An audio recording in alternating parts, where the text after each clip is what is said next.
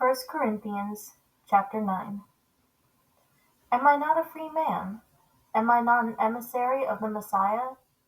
Haven't I seen Yeshua our Messiah? And aren't you yourselves the result of my work for the Messiah? Even if to others I am not an emissary, at least I am to you. For you are living proof that I am the Messiah's emissary. This is my defense when people put me under examination.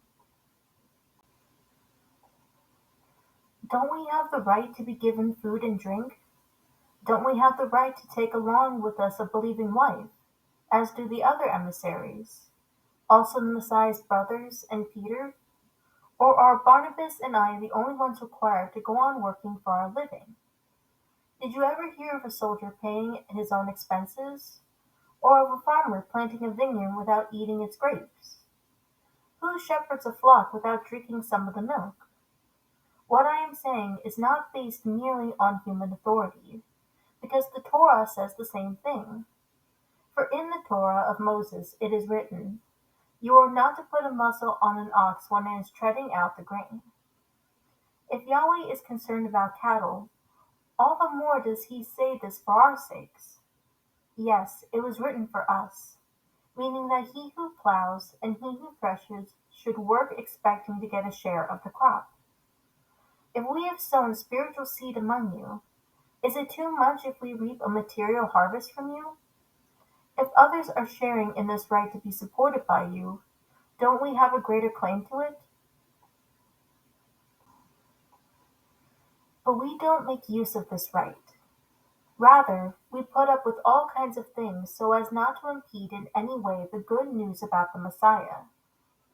Don't you know that those who work in the temple get their food from the temple, and those who serve at the altar get a share of the sacrifices offered there?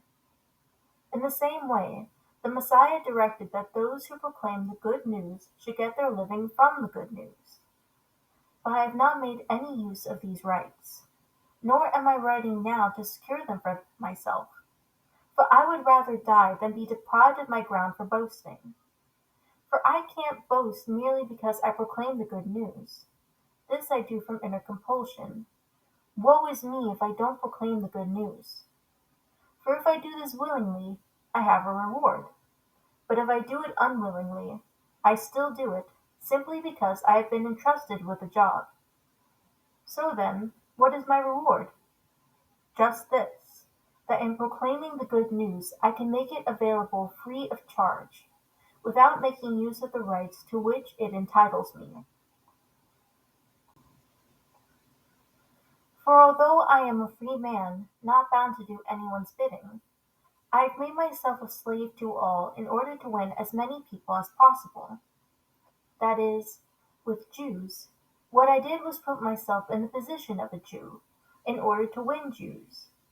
With people in a subjection to a legalistic perversion of the Torah, I put myself in the position of someone under such legalism, in order to win those under this legalism, even though I myself am not in subjection to a legalistic perversion of the Torah. With those who live outside the framework of Torah, I put myself in the position of someone outside the Torah in order to win those outside the Torah, although I myself am not outside the framework of Yahweh's Torah, but within the framework of Torah as upheld by the Messiah. With the weak, I became weak, in order to win the weak. With all kinds of people I become all kinds of things, so that in all of the circumstances I might save at least some of them. But I do it all because of the rewards promised by the good news, so that I may share in them along with the others who come to trust.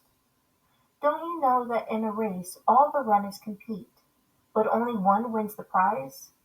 So then, run to win. Now every athlete in training submits himself to a strict discipline, and he does it just to win a laurel wreath that will soon wither away. But we do it to win a crown that will last forever. Accordingly, I don't run aimlessly, but straight for the finish line. I don't shadow box, but try to make every punch count.